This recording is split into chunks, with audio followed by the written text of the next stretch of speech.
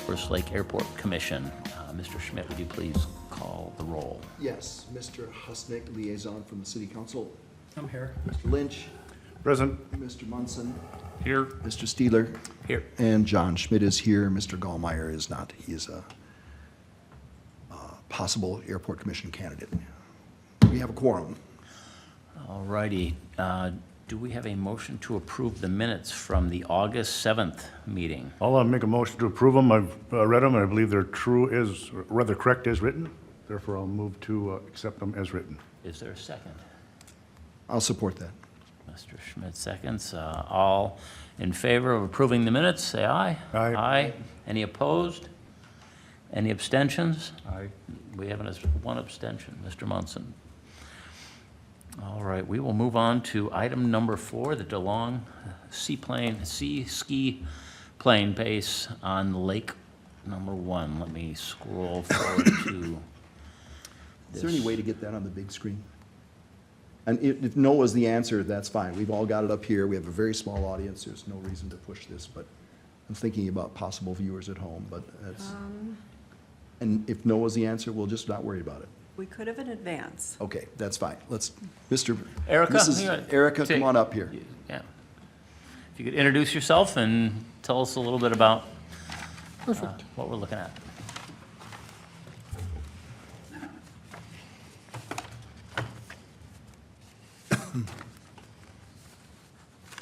All right. Thank you for putting us on the agenda. My name is Erica DeLong. This is my spouse, Paula. We're both pilots. Been a resident of the Forest Lake area for 51 years now. Took my very first lesson out in Forest Lake in 1992. Have been an aircraft owner the entire time.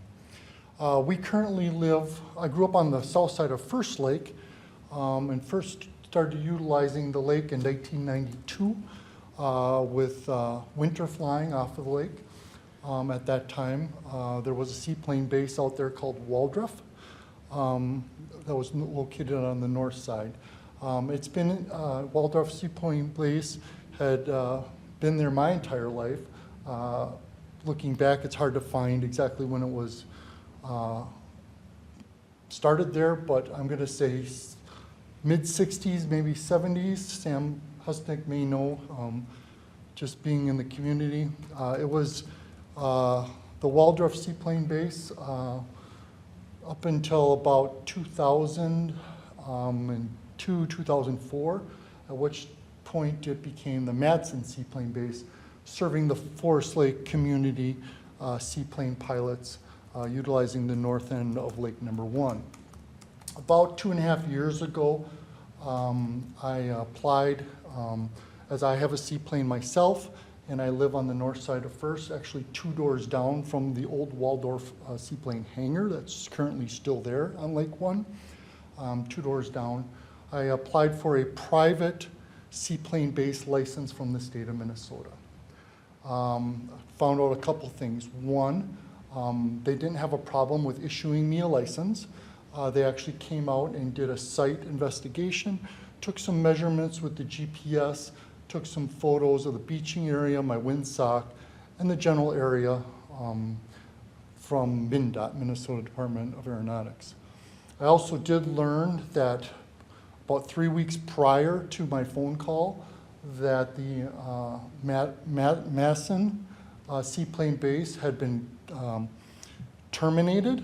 It was due to, per MINDOT, a brutal divorce in which the one person was a pilot, the other person was not, and they canceled the seaplane base because of that. So what I did is I asked if I could just change the overlay to the DeLong Seaplane Base, and they said, unfortunately, due to it being expired and not renewed, that I needed to apply for the process of a seaplane base over again. About 1.5 years ago, I applied via snail mail and was told that apparently the FAA does not really work via the mail, even though I filled out their form, did exactly what they said. So I worked with the state of Minnesota, and they put me in touch with the person at the at FSDO, and I electronically filed. What I did is I submitted a packet to Miss Christina, and that has the application along with the correspondence as far as that. So my goal here is to just reconnect and reestablish the base that's been there for the last 45 years. It doesn't change any operations at the Forest Lake Airport, doesn't change the pattern, doesn't change any frequencies. What it does do, though, is it puts the seaplane base back on the map as a boat anchor on a sectional. It also has airport directory information that would be available as well, depicting the pattern, the altitude, contact number, and things like that, along with GPS locations. It's also going to put the lake on the same frequency as the airport. And that is one of the things that the FAA had suggested because we are in such close proximity to each other, that we be monitoring the 122.7 frequency. When I originally applied with the FAA, they didn't really look at the application that closely. They applied as if I had a paved strip or a land strip. They didn't understand, didn't look at the application close enough to realize it was on the water. So their ask was they wanted a tetrahedron at the airport out in the lake. I can't provide that. I have a windsock on my dock. The MnDOT wanted that, so I did that. The other thing that they wanted to do, they didn't realize that I had already designated a modified traffic pattern so that there would not be conflict amongst the two airports. And I had also already submitted the 1227. So I called the guy. I'm like, what do I need to do to get this? And he was kind of embarrassed. He says, I need you to do this at least. I sent out a letter, at least get the 1227 that you're talking on the same frequency. I said, the alignment of the runway, it's a lake. I can come in whatever direction you need me to, because it is a private airstrip, or a private seaplane base. So, and the light bulb went on in his head. I said, normally we fly over the water, we set up for landing, and then we land into the wind. We could be 5 degrees this way, 10 degrees this way, but in general, the pattern is designed to go away from town and away from the Forest Lake Airport. So what I'm proposing is the letter of agreement between the Forest Lake Airport and the Forest Lake Seaplane Base, which will be called the DeLong Sea and Ski, so it'll be also in the wintertime. The letter of agreement was actually a cut and paste from the FAA that they suggested. Here it is, here's the blanks. I transposed it to you and filled in the information. If you look on, do you guys, did they give you the packet that I gave to Christina? Yes. Okay, so if you look on attachment 1, It's page 13 of our PDF, 13 out of 36 is attachment 1. Thank you.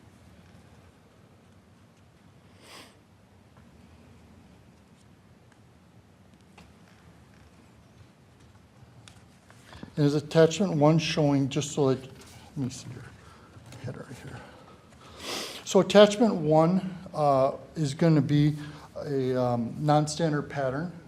The left side of where all the writing is on attachment 1 would be town, and it would move all the traffic to the east away from town. 3-6 heading to the north would be right traffic. For 1-8 water to the south would be left-hand traffic. If you look on attachment number 2 has the current left-hand traffic at the Forest Lake Airport as far as that. And then I also have an attachment 3 is the two traffic patterns with each other. And if you look on the way that the lake is set up on attachment 3, it keeps the traffic over the water, away from the houses, gives you the safest, most neighborly way to fly. That's very, very, very important. And then once you do take off, it goes to the least populated area. The midfield downwind for the Forest Lake seaplane base is actually a very open area with a dairy farm, as far as that. The next is actually my license issued by the state of Minnesota. I'm recognized as a seaplane base already. So really it's more of just a procedural, got to dot a couple I's, cross a couple T's as far as that. So I'm not anticipating any change. It's private. It's at my home. I'm not selling any fuel. I'm not giving any flight instruction. But with it being a spot on the lake, it's also can increase some safety as well. There's a contact on the lake. I've got a place if somebody needs to pull an airplane up to shore, they can punch it in their GPS, come on over and pull up to my dock or my shore. I'm set up for airplanes. So right now we only have one seaplane. We're not anticipating any more. I don't even keep it normally at my house. I keep it over at the Surfside Seaplane Base, but for a handful of times a year, it'd be nice to have it over at our house. So what my ask is that the representative from the airport, and I believe it's Miss Christina, I'm asking for her signature for this. This is the same signature that Mr. Munson, or Mr. Madison needed himself. When I was on the airport commission, it was actually signed off at the commission meeting. I don't see her today, but I asked for a unanimous vote on this issue. Does anyone have any questions for? My first concern is when I see airport seaplane base, I just think of like fuel pumps and docks and storage areas. And I mean, what is the benefit of having a personal seaplane base? So it's private. It's designated as private, and the FAA doesn't allow that, and neither does the state of Minnesota. So my license does not allow me to use it for commercial purposes at all. And it doesn't even allow me to do flight instruction out of there. So it's literally just putting the base on the map so they can navigate and they can have a contact for someone on the lake. I mean, my other concern is that when I took my pilot's training or whatnot, that was designated there. And I was just curious why it was there. I mean, there's no restrictions right now for a seaplane not be able to land on first, second, or third? No, there is no restrictions whatsoever. So I'm just having a tough time getting my arms around why we need it. Okay. One is it puts a radio frequency out there for the seaplanes. It'll actually put 1227 in there, just like we do at the Forest Lake Airport. Two, it allows us to provide support to some of the other seaplanes. I could put out a NOTAM if I needed to. Could be a contact for that spot of water. Three, it also, by designating it an actual base, someone could put that into their GPS, fly straight to it, and then have a safe harbor, a known area. As you go around all these lakes, if you're not familiar with it, you don't know where you can stop. You don't know where you can call ahead to drop someone off if you need to. It's very, very limited. So it just puts a marker on there. And my contact information would be that. And then the other concern I've got too is the reason for objection from the FAA was the overlapping traffic patterns. Yes. And And then that's did you correct it by doing the right traffic on 3? It was already right traffic. He missed that point. And then also he realized as well that my traffic pattern is down low over the water.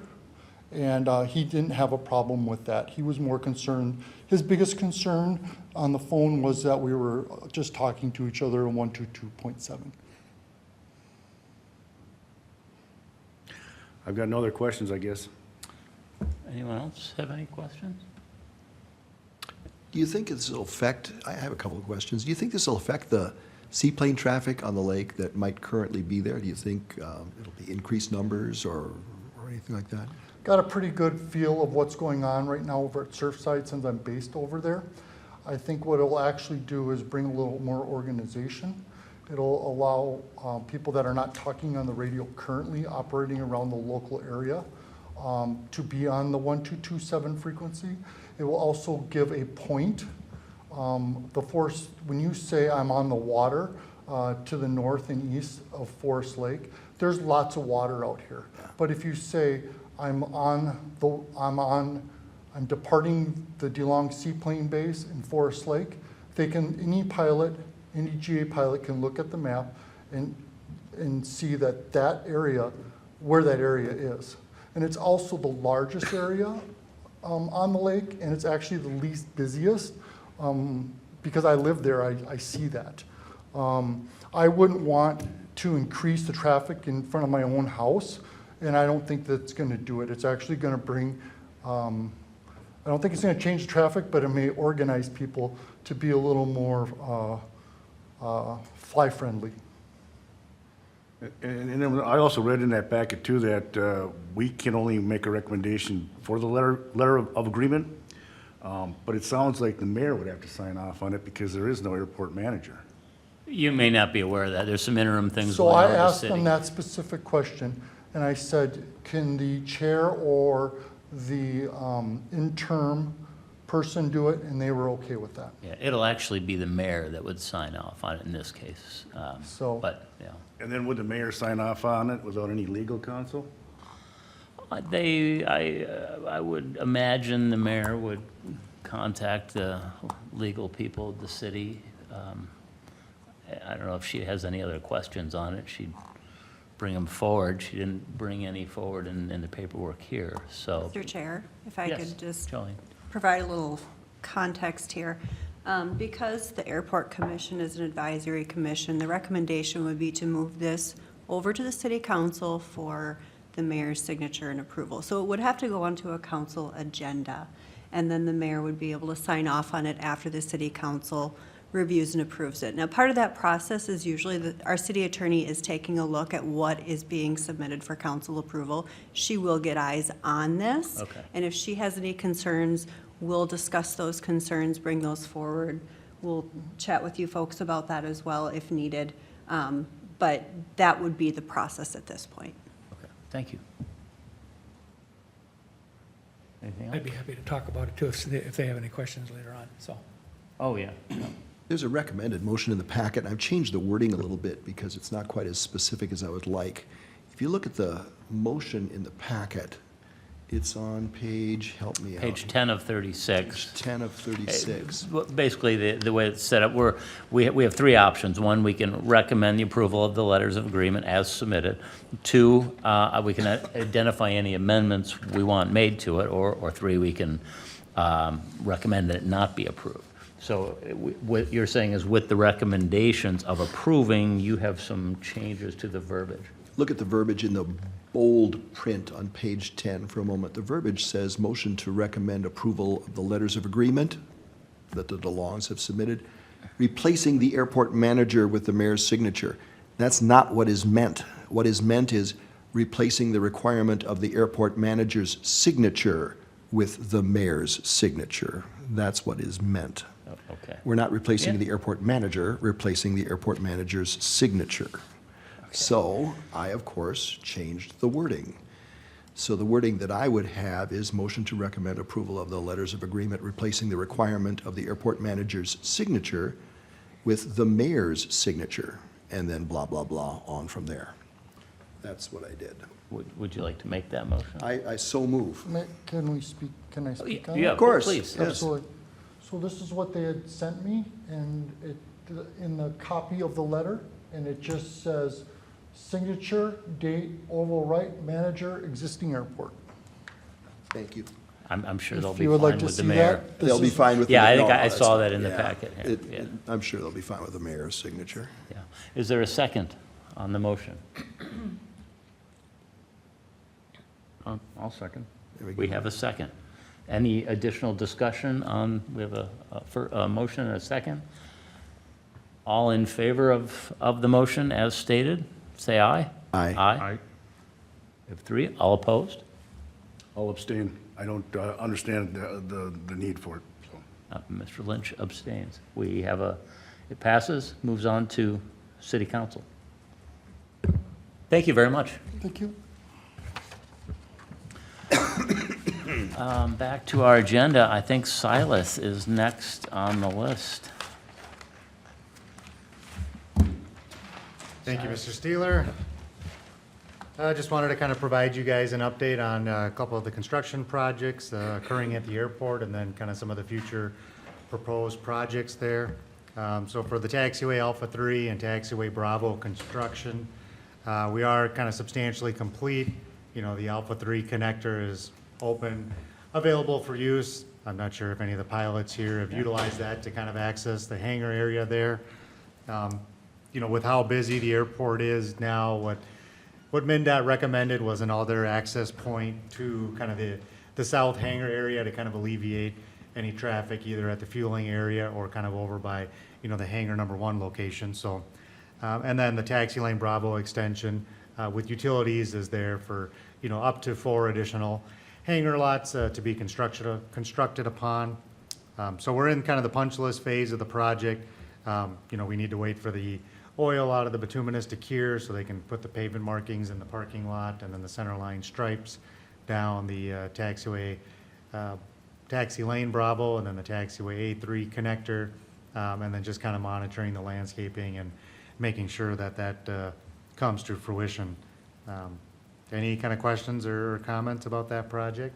The drainage on the south end, is there any issue with that? I would taxi by there the other day, and there was a little bit of standing water and some waterfowl in there. Yeah, we're monitoring it because it's supposed to be an infiltration basin to meet kind of the Rice Creek Watershed District Right. requirements. So we put one in on the north side that, as you see, it's performing as it should, and that was an extension of the existing basin. So we're looking at that one on the south. I was out there today before the meeting, and considering it hasn't rained for probably 2-3 weeks, I was also surprised to see some water Yeah. standing in there, and we have photos of more water in there even during periods. So we're looking at it, we're talking with the contractor about, you know, what happened there and why isn't that area draining out through the drain tile system that exists. So it is something that's on the punch list, Commissioner Steeler, and we are monitoring. Okay, any other questions on that for Silas? All right, the other project that's ongoing this week is the crack repair project for all the airfield pavements. So the contractor, Farner Asphalt Sealers, they began on Monday, kind of crack sealing the hangar area taxi lanes. Then on Tuesday and today, they kind of moved over to start crack sealing the runway 1331 and then also taxiway Alpha. Today, they were also able to continue crack repair on the entrance road and the one taxi lane connector that they had not gotten to on Tuesday. Right now, they're ahead of schedule. They're anticipating wrapping up tomorrow. You know, their schedule said wrapping up on Friday, but if all goes well tomorrow, they should be able to remove the traffic control and then reopen the runway for Friday's usage. So, and then upon this project being completed, Forest Lake is on the state's contract for remarking the airfield. So I believe the same contractor, Farner, has the state contract for pavement marking, and they're scheduled to come in, I think, either next week or the following to remark the runway, the taxiway, and all the airfield pavements. Any questions on that project? So they're not gonna mark till next week? They're doing crack seal this week? Correct. And the runway's completely closed all day? Correct. Right, and so when they're doing the markings, it's gonna shut down the runways all day as well? Correct. Okay. Do you know, Tam, that? So Public Works Director Adams issues NOTAMs for the airport. Okay. Yeah, unfortunately, we tried to kind of get them scheduled, but considering it's the same contractor, Farner Asphalt, it's a different crew for them, so they want to make sure they're done crack repair and then follow up with pavement marking. So I understand the frustration about an additional day of a closure.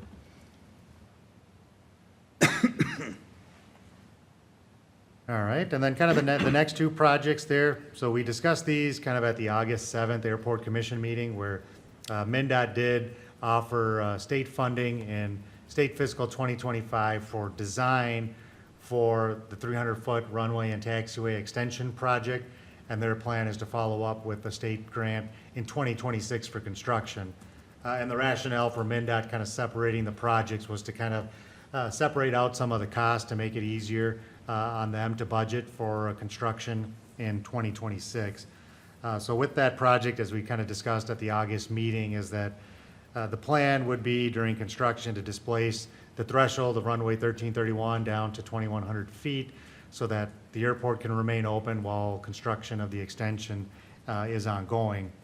So after the Airport Commission, made the recommendation to move forward with the projects and accept the state funding, at the August 26th City Council meeting, the same recommendation was put forth to the City Council, and the City Council also approved the recommendation to request state funding for design for the runway and taxiway extension project, and then similarly, kind of the clear zone acquisition plan. So included in your packets are the design proposals from Bolton and Menk to complete the project.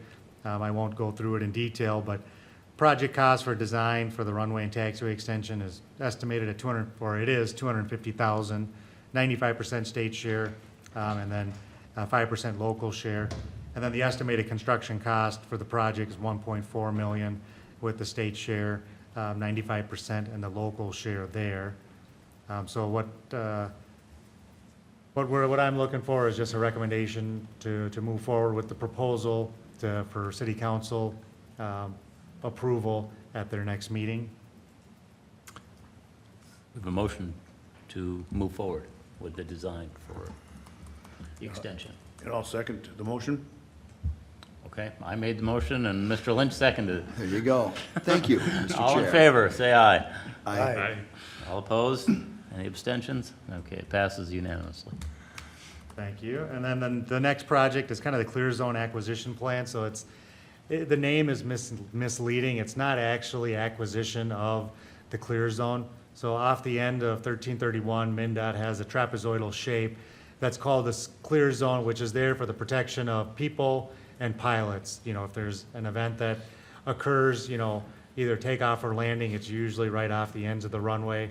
So MnDOT desires that airport sponsors own that trapezoidal shape in fee, so that, you can ensure there's not a home or a school or something that's gonna congregate people built up there off the end of the runway. But MnDOT also understands that it's not always feasible or possible for airports to own that entire trapezoid. So off the south end, Forest Lake owns the clear zone in fee and has it kind of cleared of any potential obstacles. But off the north end, the 1-3 end, Fenway Avenue kind of cuts through the northwest quadrant of it. But the issue is that MnDOT has a scoring prioritization model that, by not having either a clear zone or having an exemption on file with MnDOT, future projects at Forest Lake are losing points. So it's kind of jeopardizing the ability to fund projects. Now where that matters is as you move further away from the runway centerline, scoring for projects gets a little tighter.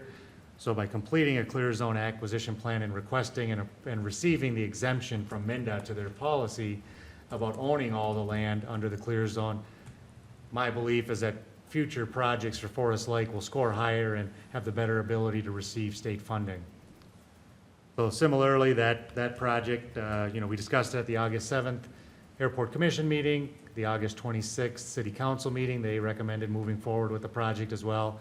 And it attached is in your packet is the Bolton and Menk proposal to complete the clear zone acquisition plan to request the exemption. The total fee is $10,000 with the state share 95% and the city share 5%. Can you tell me which page that's on, please? 35. Thank you. And do you need a recommendation from us for that to go ahead, or is that? Correct. Recommendation from Airport Commission to approve the proposal, and then the next steps would be going to City Council at their next meeting. The motion would read something like recommendation to approve the proposal for the clear zone exemption. Clear zone acquisition plan. It's clear zone acquisition plan, thank you. Were you making that motion, Mr. Schmidt? I was. Okay, is there a second? I'll second it. Mr. Lynch seconds it. All in favor? Aye. Any discussion? additional discussion on the motion before we vote? Thank you. There's no additional discussion. All in favor? Aye? Aye. That's unanimous. There we go. Thank you for the time. Thank you, Thanks, Silas. No, that's it for me. I don't have anything else on that one. Anybody else have any other questions or anything for Silas while we have him here? And Silas, do you see any need to meet? Our next meeting would be December, the first Wednesday in December. And schedule-wise with approvals or finances or anything like that, there's no need to meet before then? I don't have anything Okay. that needs airport commission Okay. discussion by the end of the year. So the December meeting would be acceptable. There's nothing on the agenda that needs to move faster than that. We always, Jolene, just for your sake, we always kind of get concerned about that with budgeting things, but, Sure. okay. Keep that option open, no, always. Yes, yeah,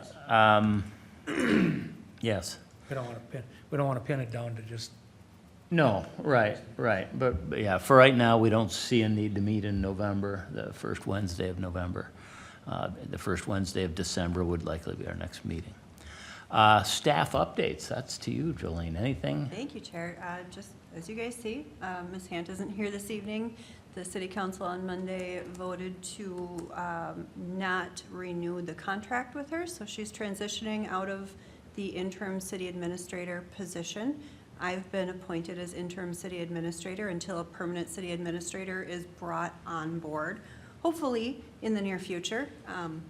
So I will be taking on her role at the city in addition to my other duties.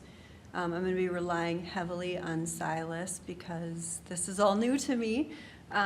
So I just ask for your patience. If questions come in, I will be reaching out to you folks as well. But reach out to me if there's anything that you need from the city, and I will do what I can to get you answers and keep your projects moving forward. And if you have questions for me, if you have my cell number, if you don't, I will give it to you. Because if you email me through the city email, I kind of check that only sporadically. Understood. So, yeah. Understood. Anybody else have any questions for Jolene, comments? No? We'll move on to our liaison update. Any updates, Sam, from City Council? just a couple, Jolene just went over one of them. We're deeply into the search thing again for an administrator, and Christina had, within the last few days, had bowed out, so she's not being considered anymore. So what we're doing is our search group is looking, giving it a couple more days and see if we can get a few more people to apply, at least where we can, instead of having 2 people be interviewed, maybe 3 or 4, so we have a better choice, you know. We're hoping that we'll have those names by maybe the end of the week, next week. We're hoping, we just don't know. Sure hoping. But the interviews wouldn't take place until sometime in November. And then, after that, it all depends on their availability and all kinds of things can get in the way there. So, but that's our number one issue right now, is making sure that we could get a permanent administrator in place here as soon as we can. This has been going on for, Oh, yeah. Too long. January of last year. yeah, and so, the other thing we've been working on, of course, is the budget, the preliminary budget has been set. That's set in September.